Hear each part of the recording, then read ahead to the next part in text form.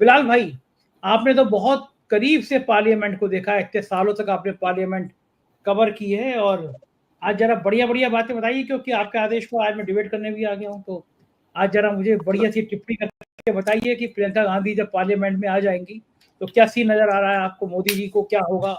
अमित शाह जी उनका गंभीरता से भाषण सुनेंगे या आने वाले भविष्य की क्या कल्पना कर सकते हैं आप? क्योंकि आप लगातार पार्लियामेंट कवर करते रहे हैं, तो ज़रा उसके बारे में मुझे आप बताइए। शुक्रिया संजय जी। ये तो आपकी ज़रा नवाज़ी है कि आप आज डिबेट करने आए और भारत के दर्शकों को आप जिस तरह से अपने आप से जोड़ के रखते हैं और जिस जिस तरह से वो उनका मॉरल हाई करते हैं, तो ये सब लोगों की खुशनसीबी है। न्यूज़ प्लेटफ़ॉर्म 4 पीएम की खुशनसीबी है कि आज आप डिबेट करें और आप अक्सर करते आए। ये तो आपने अगर मेरी रिक्वेस्ट को स्वीकारा है, तो ये मेरे लिए भी एक सम्मान का विषय है। देखिए, मैं प्रियंका गांधी के इलेक्टोरल पॉलिटिक्स या कहिए व्यवहारिक राजनीति में आने को कई दृष्टिकोण से देखता हूँ। देखिए, जैसे आप बार-बार कह रहे हैं कि प्रियंका गांधी का वायनाड से जीतना सुनिश्चित है। यकीनन ये बात ठीक है कि प्रियंका गांधी वायनाड से जीतेंगी और राहुल गांधी ने प्रियंका गांधी को वहां पर एक कैंडिडेट के रूप में उतार कर ये भी दक्षिण के राज्यों को, खासतौर से वायनाड की कॉन्स्टिट्यूंसी को एक मैसेज दिया है कि मैं आप पर इतना सम्मान करता हूं कि मैं अपनी बहन को अपने बिहाफ पर आपका रिप्रेजेंटेटिव बनाने के लिए आपको उतारा। इसी की उन्होंने अपील भी की। तो उस इमोशनल कनेक्ट को, जो गांधी परिवार का इमोशनल कनेक्ट दक्षिण के राज्यों में है, उसकी निरंतरता में अब प्रियंका गांधी वायनाड सीट का रिप्रेजेंट करेंगी राहुल के बिहाफ पर, जो राहुल गांधी अब उन्होंने इस्तीफा दिया था। वहीं आपने देखा होगा कि दक्षिण एक के राज्य वो उन राज्यों में से रहे हैं जिसने कांग्रेस को विषम परिस्थितियों में भी साथ दिया है। आपने देखा होगा कि सोनिया गांधी भी चिकमंगलुरु से चुनाव लड़ने की थी और इमरजेंसी के बाद भी, इमरजेंसी के दौरान भी जब पूरे देश के अंदर कांग्रेस बुरी तरह परास्त हो गई, तो उस वक्त समय भी दक्षिण के राज्यों से ही कांग्रेस को एक सहारा मिला था और जिसकी वजह से उनका पार्लियामेंट के अंदर रिप्रेजेंटेशन मेंटेन रहा था। तो ये सारी एक एक इसका परिस्थितियां। अब सवाल ये होता है कि प्रियंका गांधी जब हाउस के अंदर आएंगी तो क्या माहौल होगा? प्रियंका गांधी के लोकसभा में आने से कांग्रेस की राजनीति किस दृष्टिकोण से देखी जाएगी, किस स्ट्रेटेजी से देखी जाएगी? तो देखिए, मैं जिन परिस्थितियों को महसूस कर रहा हूँ वो काफी संवेदनशील है संजय भाई।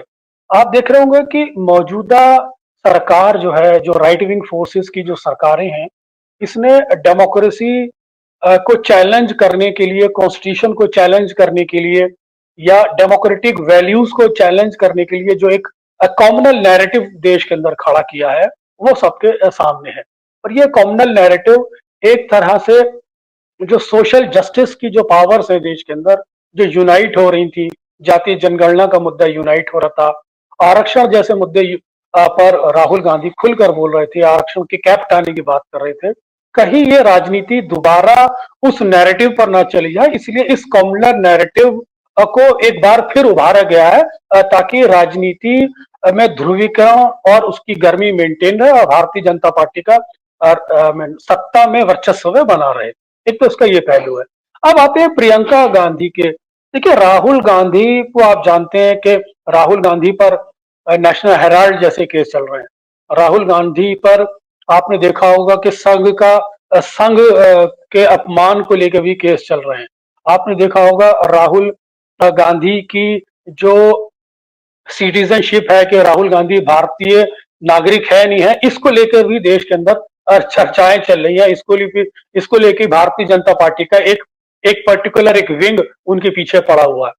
तो इस चीज को जहन में रखिए और कांग्रेस की दूरदृष्टि को समझते हुए इस तरह से समझने की कोशिश की कि कल खुदा ना खास्ता या ऐसा कुछ घटे कि जब राहुल गांधी किसी किसी भी तरह की विषम परिस्थितियों में फंस जाएं, तो उस समय कांग्रेस के पास ऐसा कौन सा चेहरा हो गांधी परिवार का जो उसकी पार्टी का वर्चस्व संभाल सके, उसकी पार्टी का प्रतिनिधित्व कर सके।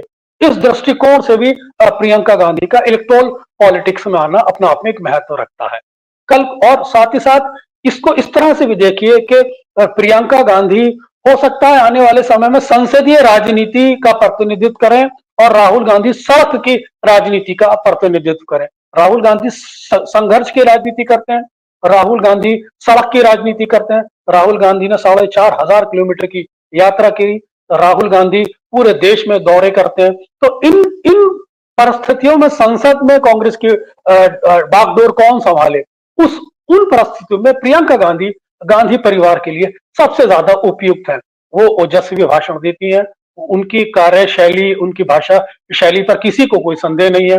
और साथ ही साथ प्रियंका गांधी का पार्लियामेंट खासतौर से लोकसभा में आना महिला सशक्तिकरण का भी एक बहुत बड़ा प्रतीक है। प्रियंका गांधी के आने से कांग्रेस के अंदर महिला सशक्तिकरण की आवाज को एक मजबूती मिलेगी। ये वही महिला सशक्तिकरण है जिसके बारे में सोनिया गांधी समय समय पर आवाज उठाती थी और महिला आरक्षण को लेकर कांग्रेस द्वारा एक बिल भी लाया गया था। तो कांग्रेस प्रियंका गांधी के लोकसभा में आने से उस वॉइस को भी मजबूती मिलेगी। यकीनन उनकी वो पर्सनैलिटी है, इतनी अट्रैक्टिव पर्सनैलिटी है, जब वो बोलेंगी हाउस के अंदर तो पूरे पूरे संसद का माहौल बदल जाएगा। एक एक नैरेटिव स्टेब्लिश करने में वो कामयाब रहेंगी। और साथ ही साथ वो विपक्ष की जो बेंचेज हैं या विपक्ष के नैरेटिव को स्ट्रेंथन करती हुई नजर आएंगी। और सरकार द्वारा जिस तरह से विपक्ष पर, राहुल गांधी पर हमले किए जाते हैं, अगर सरकार के किसी भी XYZ नेता के द्वारा या भारतीय जनता पार्टी के किसी भी नेता द्वारा एक एक सीमा से अधिक जाकर राहुल गांधी पर हमले किए जाते हैं, तो वो हमलों को प्रियंका गांधी एक शील्ड की तरह, एक तरह से कहिए कि एक समझदार नेता की तरह उसका मुकाबला करता हुआ नजर आएंगी। और जब प्रियंका गांधी बोलेंगी तो आप यकीन जानिए पूरी संसद का, पूरी लोकसभा का माहौल बदल जाएगा और विपक्ष, सत्ता पक्ष को वो दोबारा बैकफुट पे फेंक सकती हैं। प्रधानमंत्री नरेंद्र मोदी भी उनसे टकराते हुए घबराएंगे, क्योंकि उनकी पर्सनैलिटी में आकर्षण है। तो प्रियंका गांधी के एक लोकसभा में आने से बहुत सारे डायमेंशन कांग्रेस की बदलती हैं। और प्रियंका गांधी गांधी परिवार की एक सदस्य तो है, लेकिन उनकी एक अपनी इंडिविजुअल पर्सनैलिटी भी है, जिसकी बानगी आप इस बात से लगा सकते हैं कि जिसका आपने जिक्र किया था कि जब प्रधानमंत्री नरेंद्र मोदी ने यह कहा था कि वो तो मेरी बेटी है, तो उनका जवाब था कि नहीं, मैं राजीव गांधी की बेटी हूं, स्वर्गीय राजीव गांधी की बेटी हूं। तो ये जो उनके अंदर राजनीति को लेकर जो एक इच्छा शक्ति है, जो उनके अंदर एक ओजस्वी, उनके भाषणों में जो ओतप्रोत होता है, जो ओजस्वी भाषण वो देती है, जिस तरह से उनका एक पॉलिटिकल साइंस काम करता है, जिस तरह से उनकी भाषा पर पकड़ है, वो सारा बताता है कि वो कांग्रेस की पार्लियामेंट्री पॉलिटिक्स को क्राफ्ट करने में भी मदद होगी। कांग्रेस की महत्वपूर्ण संसदीय समिति में वो बैठेंगी, कांग्रेस की पार्लियामेंट्री पॉलिटिक्स को गाइड भी करेंगी, समझेंगी भी, और समय समय पर कांग्रेस की जो संसदीय आवाज है उसमें कहीं ना कहीं एक मजबूती प्रदान करेंगी। बिलाल भाई, आखिर में आपका कमेंट। सुखदेव भाई ने बता दिया कि केजरीवाल का ज्यादा अच्छा लगता है। बड़ा पहले तो वो बेचारे थोड़े कंफ्यूज थे कि किसका कहें, लेकिन बाद में उनको याद आया कि मामला गड़बड़ हो जाएगा, नहीं कहा तो खैर कहना भी चाहिए, आपकी पार्टी का पक्ष रखना भी चाहिए। बिलाल भाई, आज की पूरी डिबेट का निचोड़ आपसे जानना चाहता हूं कि क्या कांग्रेस जो संगठन के दृष्टि से हरियाणा में जीता जिताया चुनाव हाथ से निकल गया, महाराष्ट्र में संघर्ष जारी है, हम लोग जब डिबेट कर रहे हैं तब तक सीटें तय नहीं हो पा रही हैं, मतलब पूरा बारात सज गई, दूल्हे का पता ही नहीं है दूल्हा घोड़ी में बैठेगा कौन कौन, फेरे किसके संग लिए जाएंगे, जयमाला कौन पहनेगा। तो ये जो संगठन में भी जो थोड़ा चाबी भरने वाली बात है, राहुल गांधी थोड़ा सन्यासी टाइप के हो जाते हैं, कभी कभी वो चीजों को छोड़ देती हैं, लेकिन प्रियंका गांधी आक्रामक हैं, तो पार्टी के अंदर भी ये आक्रामकता नजर आएगी, क्या लगता है बिलाल भाई? यकीनन देखिए, मैं तकरीबन 20-22 साल तो मैंने AICC देखा है, और हमारी साल में 2-1 बार तो उनके घर पे ही मुलाकात होती थी। राहुल गांधी के AICC के जर्नलिस्टों को वो बुलाया करते थे। इसके अलावा जितनी भी ब्रीफिंग AICC पे होती थी, रेगुलर उनसे इंटरेक्शन रहता था, और फिर पार्लियामेंट में भी हम लोग साथ रहते थे। लेकिन मैं जो ऑब्जर्व कर रहा हूँ, ये बात ठीक है अजय भाई की कि जो मुकदमे हैं वो एक एक तरह से घेरने की कोशिश है, लेकिन लेकिन आपने देखा होगा कि संसद सदस्यता छीन ली गई थी और 48 घंटे के अंदर घर खाली करा लिया गया। तो मेरा इशारा उनके उस इंटेंशन पर है कि ये लोग कुछ भी कर सकते हैं। जिस तरह से आप पार्टी को पूरी तरह बुक कर दिया एक परसेप्शन के अंदर, तो मेरा इशारा उनकी उस इंटेंशन की तरफ है। और ये बात ठीक है अजय भाई की कि मुकदमे में जान नहीं ये फैक्ट है, लेकिन आप जब जब अपने प्रतिद्वंदी को कमजोर समझते हैं, आप सोचिए वही मिस्टेक करते हैं। यही गलती हरियाणा में हुई। आपने आप ओवर कॉन्फिडेंस में आप रहे कि हम जीत रहे हैं, और साथ ही साथ शैलजा आपके अंदर भीतर घात करती रही और एक मैसेजिंग करती रही। कांग्रेस की तो हमेशा से परंपरा रही है, 25-30 साल तो मुझे को इस पार्टी को देखते हुए, कि संसदीय दल का नेता तय करेगा चीफ मिनिस्टर कौन होगा। अपवाद अपनी जगह है, एक दो इतिहास के अंदर। हमेशा से कांग्रेस का ऑफिशियल स्टैंड ये रहा है कि संसदीय दल का नेता तय करेगा मुख्यमंत्री का चेहरा कौन होगा। तो फिर कुमारी शैलजा ने पूरे चुनाव के प्रचार चीफ मिनिस्टर की बातें क्यों की? तो कहीं ना कहीं वो मैसेजिंग कर रही थी दलितों के अंदर, जिसको भाजपा ले उड़ी और उसी का उन्होंने फायदा उठा लिया। प्लस इंडिपेंडेंट जो खड़े किए वो अपने अपनी जगह अलग है। आपने महाराष्ट्र की बात की, यकीनन महाराष्ट्र के अंदर महाविकास आघाड़ी पर प्रेशर है। उस प्रेशर को मैं आप किस तरह से यूनाइट होकर लड़ते हैं, आपका इक्वेशन कितना स्ट्रांग होता है, आप जातीय समीकरण किस तरह से साधते हैं, आप कैंडिडेट का सिलेक्शन कैसे करते हैं, आप सीएम के फेस पर कितना कंसेंसस बनाकर यूनाइट रहते हैं, आप नैरेटिव को कितना अच्छी तरह क्राफ्ट करते हैं समाज के अंदर। उन भारतीय जनता पार्टी के पास रिसोर्सेज हैं, भारतीय जनता पार्टी के पास स्ट्रेटेजी भी है अच्छी।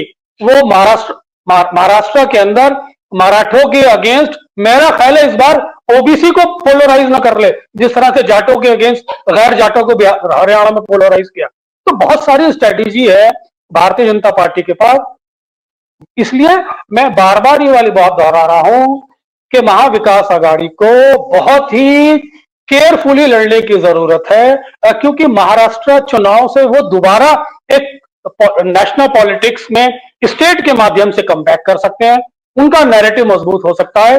अदरवाइज भारतीय जनता पार्टी ने जिस तरह से पूरे देश के अंदर जातीय या सोशल जस्टिस के नैरेटिव को किल करने के लिए जो ध्रुवीकरण की राजनीति की है, उसकी परछाई पूरे देश में साफ नजर आ रही है।